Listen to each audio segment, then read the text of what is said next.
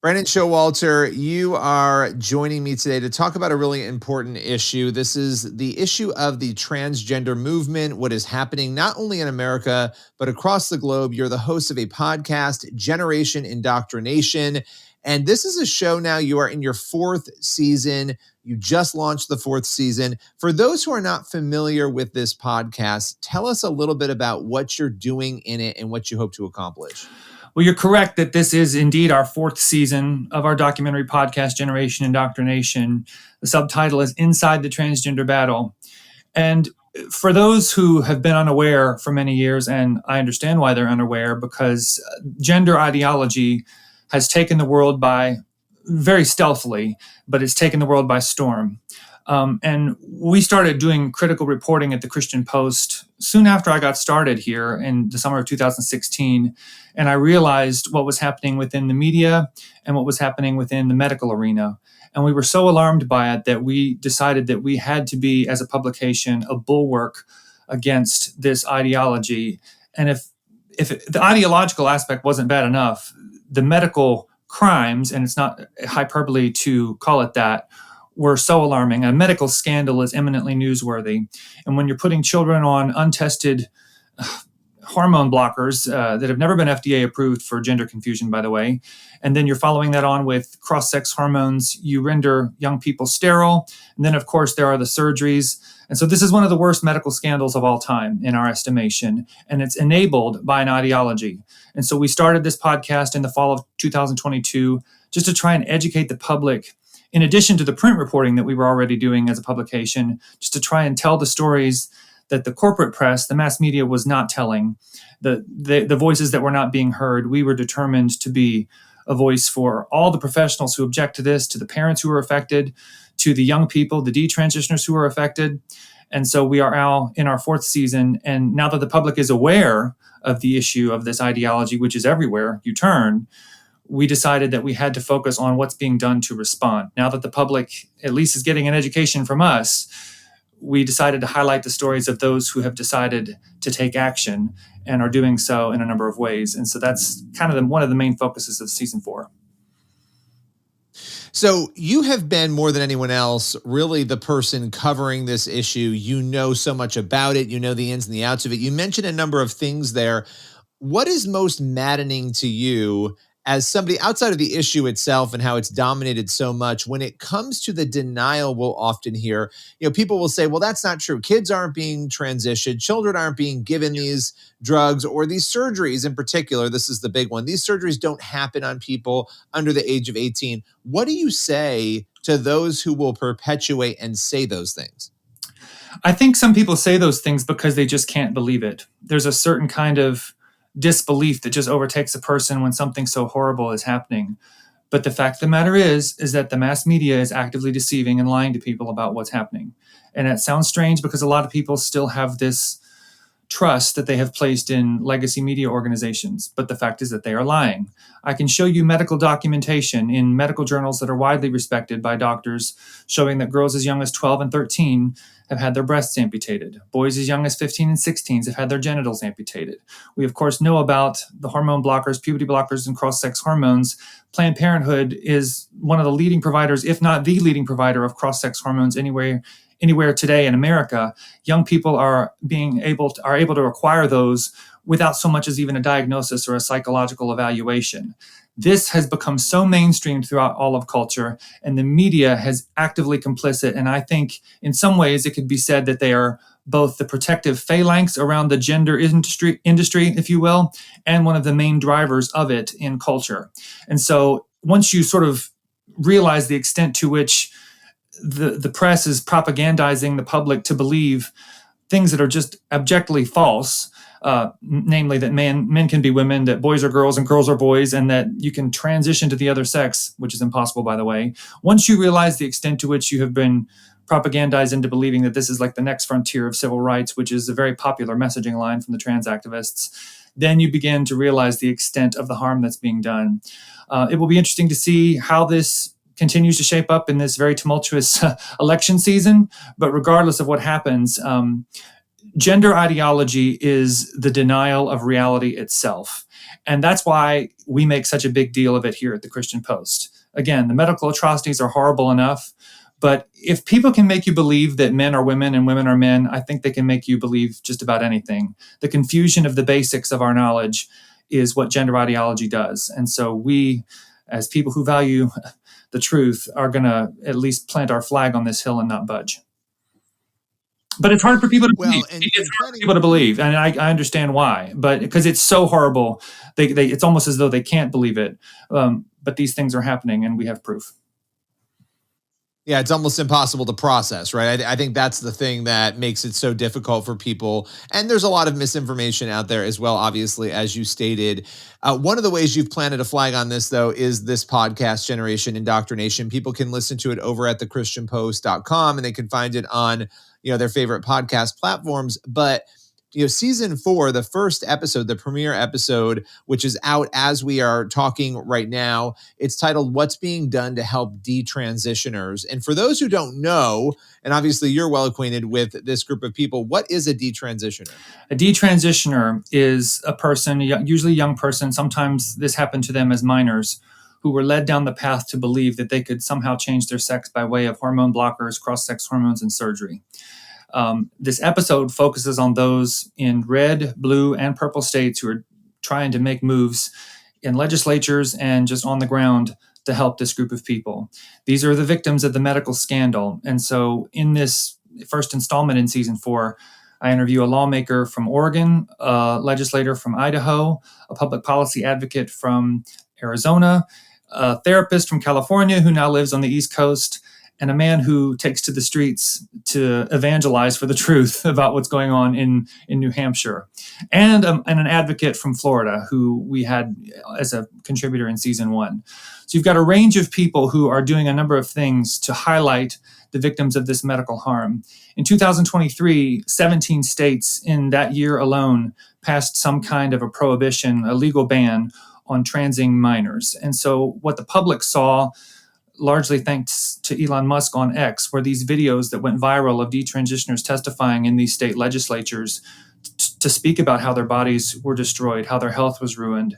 And so people got a taste of their anguish. They could see the harm. They were able to bypass the media because prior to last year, there was some coverage. I know the New York Post profiled some detransitioners in 2022. There was a little bit of coverage, but people didn't really hear directly from them so much. And so once they hear about how young girls lost their breasts and young men lost their genitals and fertility and how it just upended their lives and destroyed relationships with their peers and their friends and their family, they really started to see the harm that had been masked before. So we decided to highlight those who are on the front lines trying to help them in this first episode of season 4. As you sort of look at the trajectory of the podcast and the issue itself, give us a little bit of a preview without spoiling too much of what is going to come, because you get into some very interesting issues in this season, things that I think a lot of people maybe haven't thought about when it comes to this issue of the transgender movement. One of the main things that when we were brainstorming about whether or not we should do a 4th season, and we ultimately decided to go ahead and do it, was just kind of like what we were saying a moment ago with the analysis paralysis, this disbelief that these horrible things are indeed happening.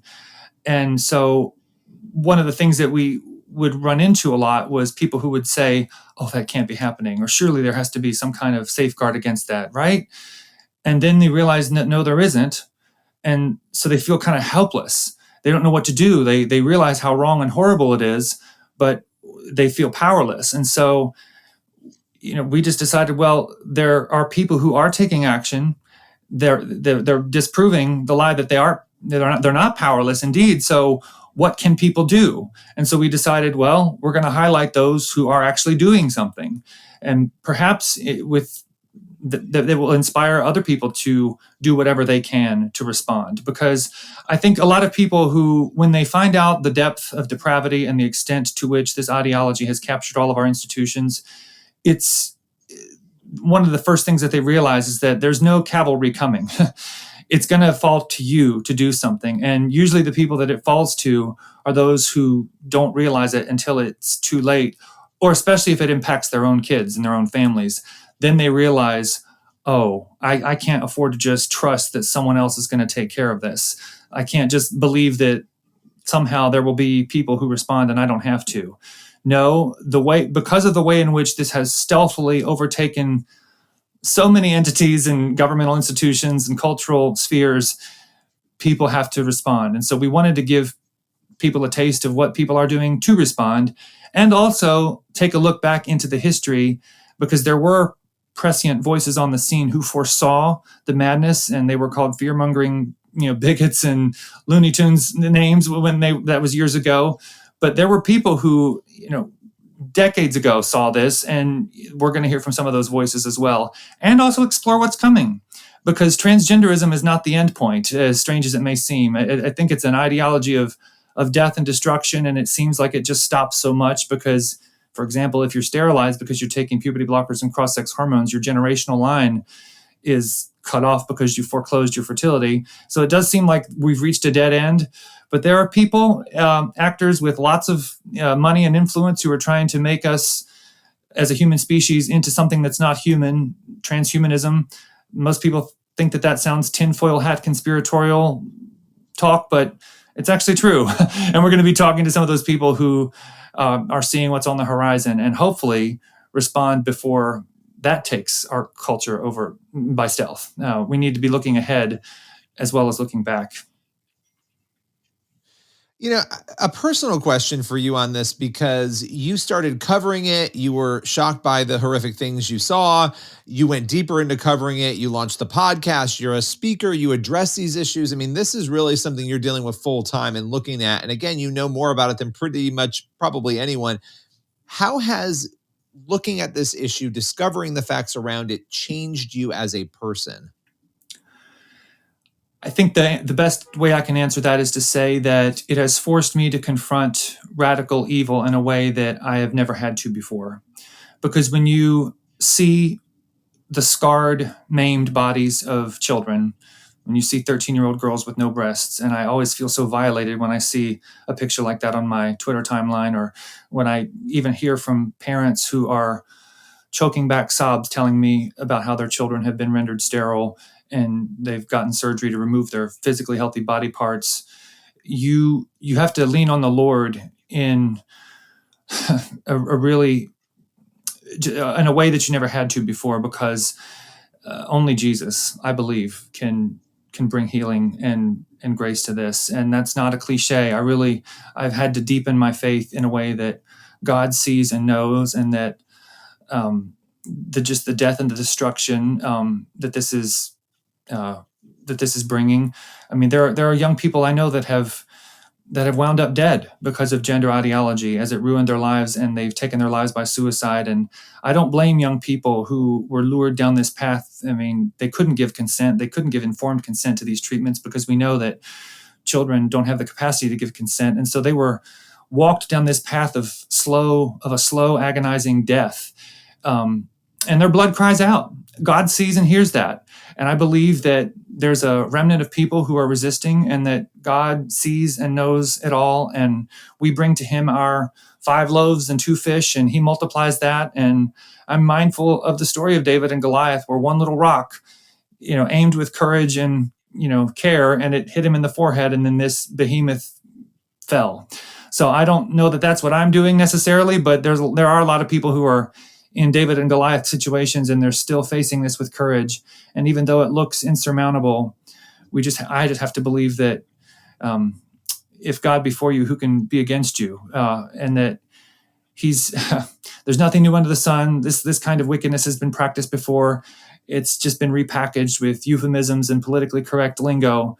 But we, as people who value justice and sane medical ethics, for goodness sakes, and reality, the truth of biology, we have to respond with great courage and truthfulness. And the Lord brings his strength to us when we are weak. And I've learned that in a whole new way when I've done this journalistic work for the last 8 years. I couldn't have done it without the Lord. Final question for you. Do you ever worry about safety in light of how crazy people have gotten and the fact that you're dealing with a contentious topic? Is that ever something that crosses your mind? Have you had people threaten you, come after you verbally? I'm just curious about the pushback you've gotten from the other side. We have had threats, and I just can't focus too much about it. I've gotten nasty stuff sent to me in my email. We've gotten all kinds of other threats that I would prefer not to focus on just because I don't want to give any attention to them. And we're doing an event on October 6th where we have security, and the Christian Post is presenting an event, and security is a foremost concern of ours because we know of some things that have happened. The church where we're going to be doing this event has been engaged in this issue, and he's had threats against his life. So the threat's very real. And so I don't want to diminish the reality of that. But again, it's just about, do you trust that the Lord is your defender and your protector? And I have had to. And so I don't really, I choose not to be afraid, but the fury of the enemy is very real and palpable on this issue, especially because it is of such great consequence. But yeah, it's just kind of one of those things that you learn to deal with. Yeah.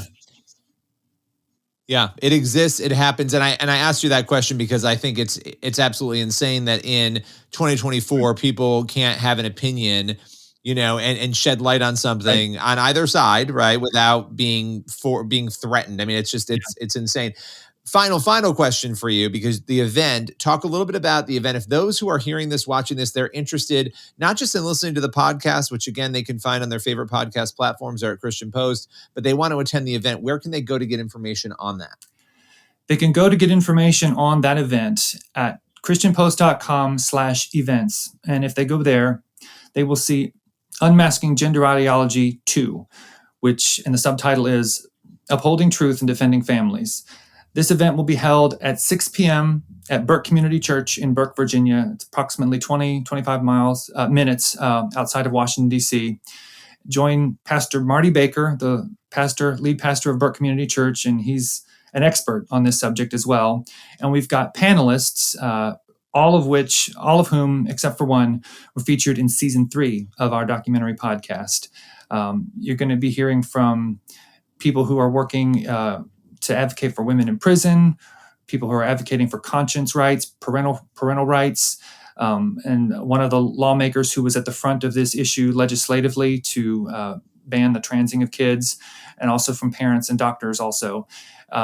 Intercessors for America is going to be helping lead the prayer time at the end. We would love to see you there. Get your tickets. Again, christianpost.com/events, and the link is right there.